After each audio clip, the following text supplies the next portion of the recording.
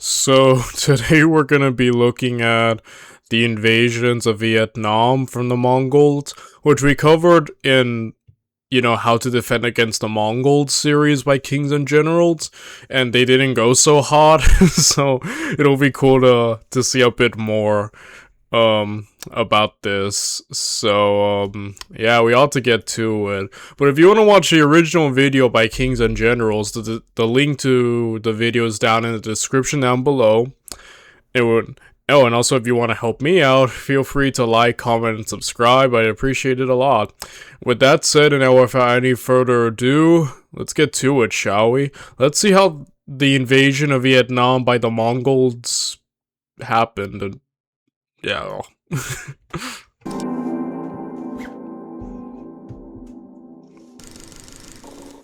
While Kublai Khan's invasions of Japan are his most famous foreign ventures, his dreams of conquest were not restricted to the land of the rising sun. In Southeast Asia, Vietnam, Myanmar and Indonesia were all subject to the wrath of the Great Khan. But there as well, Mongol forces failed to achieve the great successes they had seen earlier in the century. In this video, we shall discuss an invasion as fascinating as that against Japan, the Mongol invasion of Vietnam. 13th century Vietnam was divided into two states, Dai Viet in the north, known as An Nam to the Chinese, and Champa in the south. Dai Viet was the first to encounter Mongol armies in 1258. In an effort to open a southern front against the Song dynasty, Kublai conquered the kingdom of Dali in Yunnan, and his general Yuri Yankedai, son of the famous Subutai, led an army into Dai Viet. With fighting limited to the mainly level uplands and the Red River, Mongol cavalry easily overcame Vietnamese forces. Dai Viet's new king in 1258 sought to avoid further conflict by sending ambassadors, hostages and tribute. While successful, Yuri Yankedai found that Vietnam's climate and the tropical disease wreaked havoc on men and horses used to more moderate climates. Not long after, Champa also agreed to pay tribute to the Great Khan, and relations were cordial over the following years. However, Kublai began asking for both monarchs to submit to him in person and confirm their allegiance, which both put off in favour of continued tribute missions.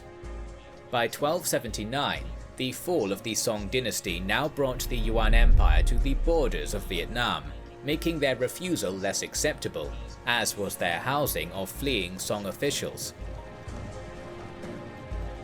Of greater interest to Kublai, though, was the economic power of Champa. Positioned on valuable maritime trade routes, Kublai saw Champa as key to controlling Southeast Asian trade. Yeah, so there are several things here that I find interesting.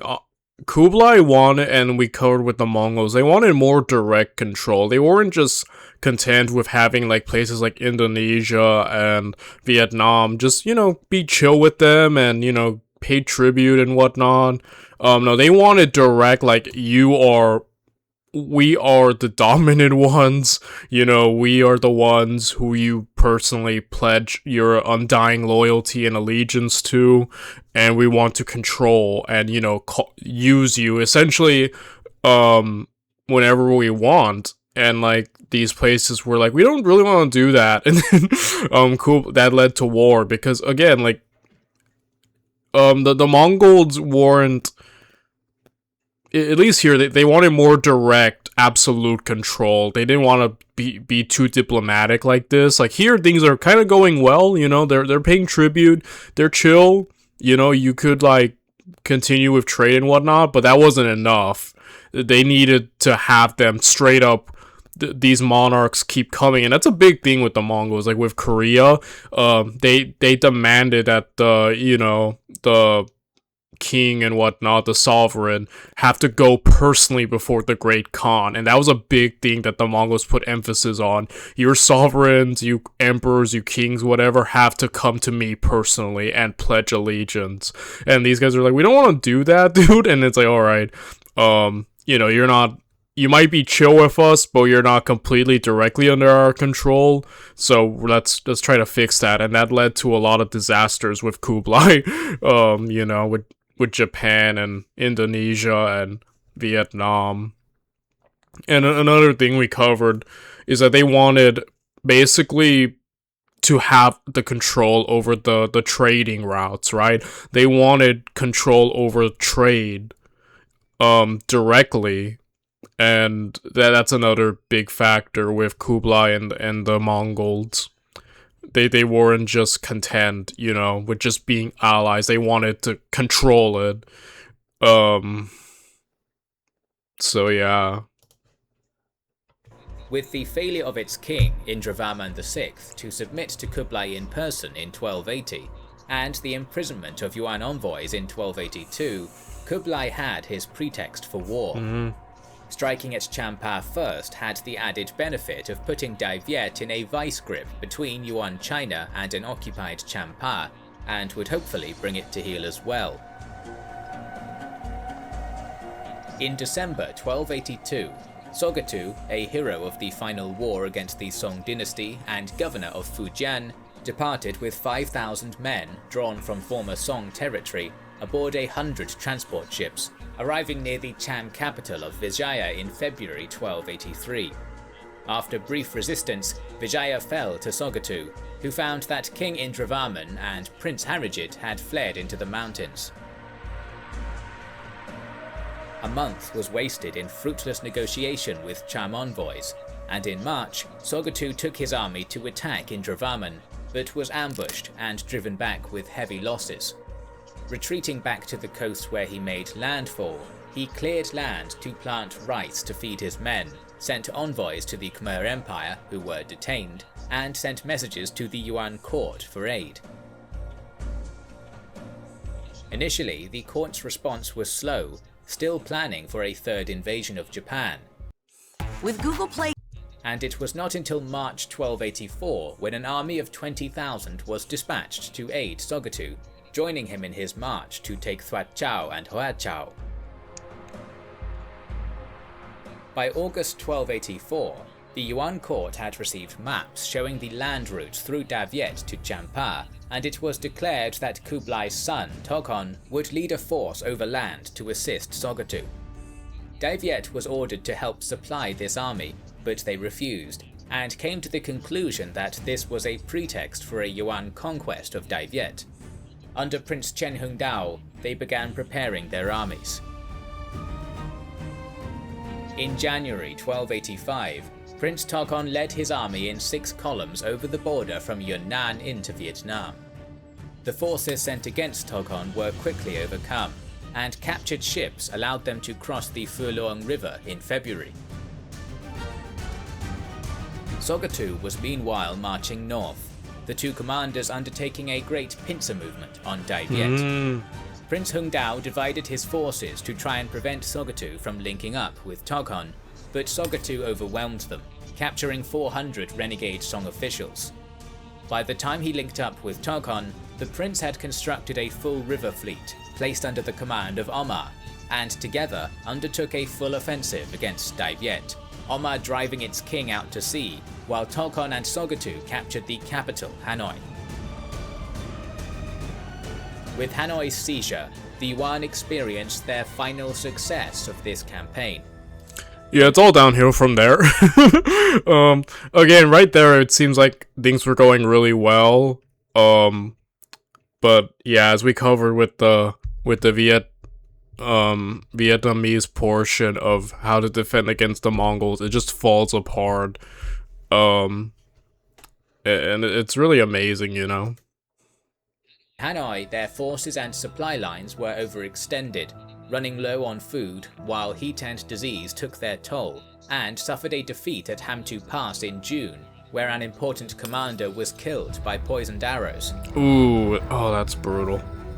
Tokhon, seeing their position as untenable, decided to call a full retreat back to Yuan territory. So swiftly was this done that Toghon somehow failed to inform Sogtu of the retreat, who suddenly realized he was left isolated deep in enemy territory. Oh, that sucks. Oh, that sucks hard. Yo, I threw up in my mouth. What the heck? Alright. Let's get back to this. But yeah, that sucks so hard. He forced his way north, but the Vietnamese harried him the entire way until at Su Ming on the Yuan border, his army was surrounded and Sogatu was killed in the fighting. This was the counter attacks and the use of like a sneak attack, guerrilla warfare. Vietnam's really good at that, huh? Between this and America's attempt at Vietnam, I'm starting to pick up a pattern that maybe Vietnam is just really good at that stuff, you know? Disastrous end to the campaign, and Kublai was so furious he refused to allow Toghon back to the capital. By 1286, Kublai had finally given up on invading Japan, but frustrated by failures, and his mind increasingly clouded by drink and depression, he ordered a third invasion of Dai Viet. Special care was taken for this invasion. Yeah, Kublai was just kind of falling apart. He was just like, I need to achieve some type of success, like, you know, and just attack, like, you know. And I think definitely he overestimated Mongol power, and again, the Mongols at this point really are still incredibly powerful. In fact, you could argue the most, or at least one of the most powerful empires in the world, right?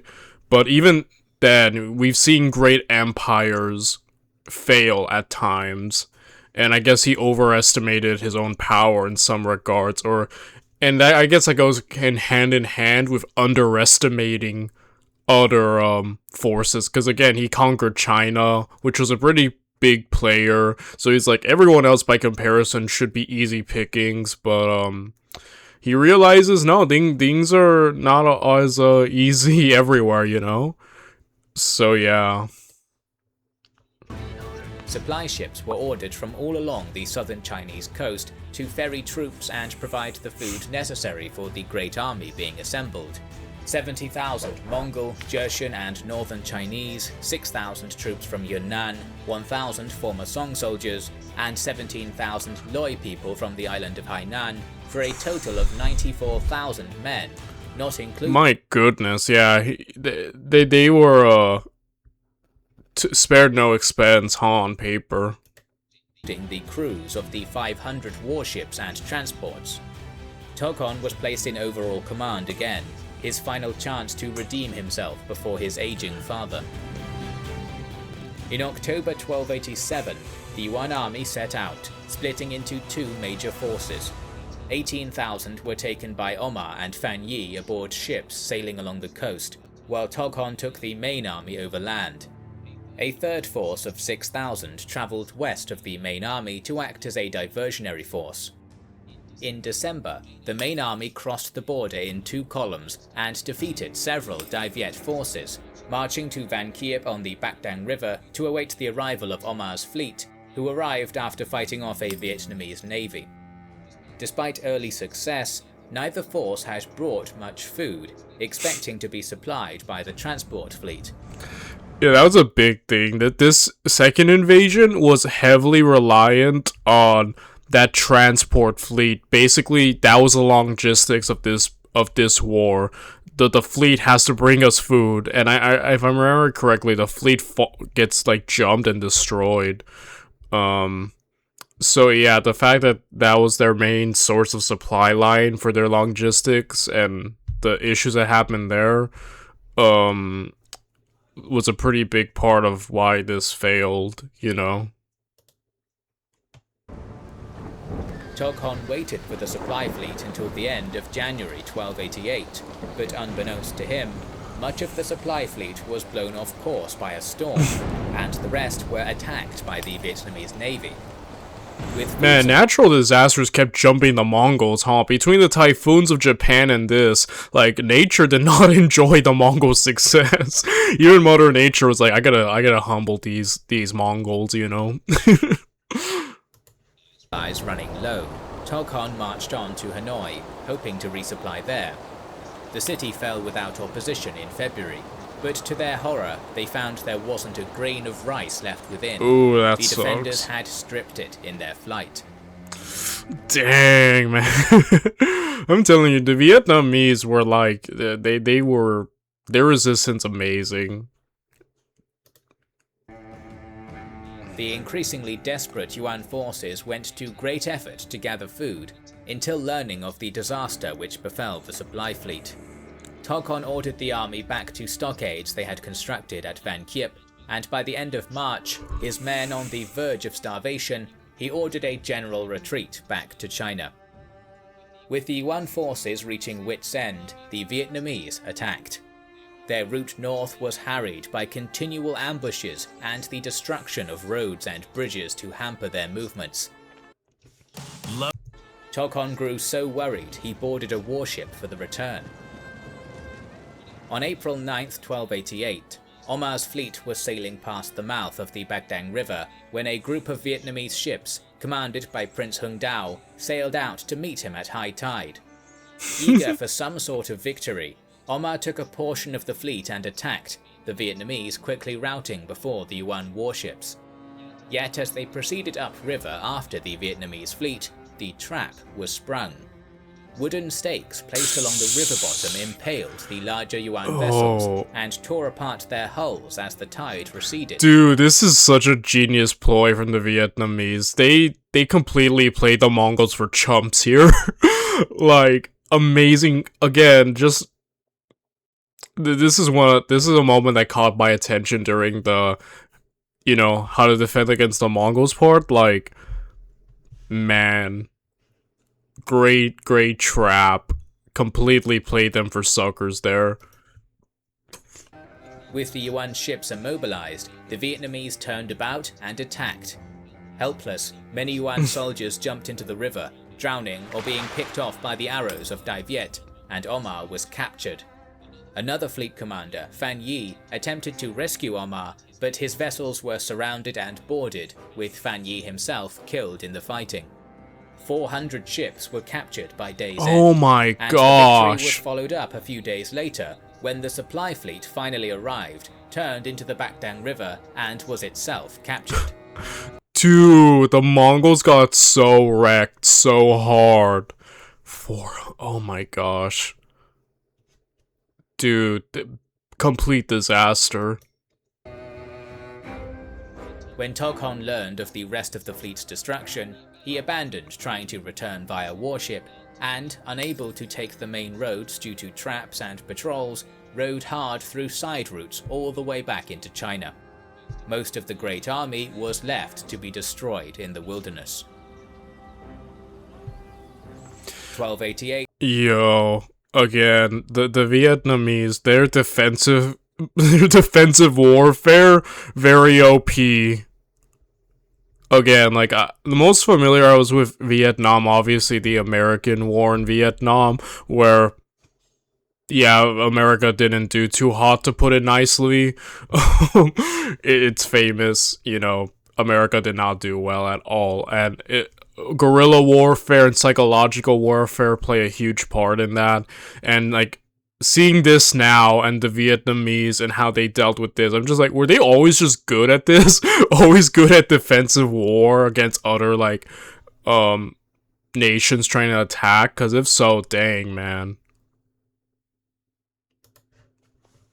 It proved to be a total fiasco for the Yuan. Only a few years after the destruction of the Great Armada off the shores of Kyushu, another fleet and army were destroyed with little to show for it. Toghon was sent into political exile. I feel bad for Toghon. I kind of feel bad for him. Like, poor guy, trying his hardest to prove himself to his dad, and just kept failing and failing. It sucks for him, To both disastrous campaigns. While Bach Dang was a masterfully executed victory by Prince Hung Dao, Dai Viet and Champa had suffered terribly over both campaigns, and both kingdoms, to avoid another invasion, began sending tribute and recognized Kublai's authority.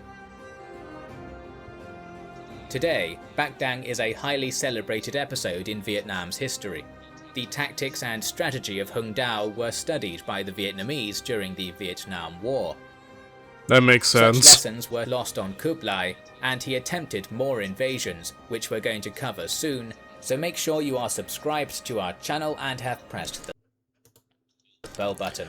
Well, my friends, tomorrow we're gonna be covering the Mongol invasion of India, so I'll see you then.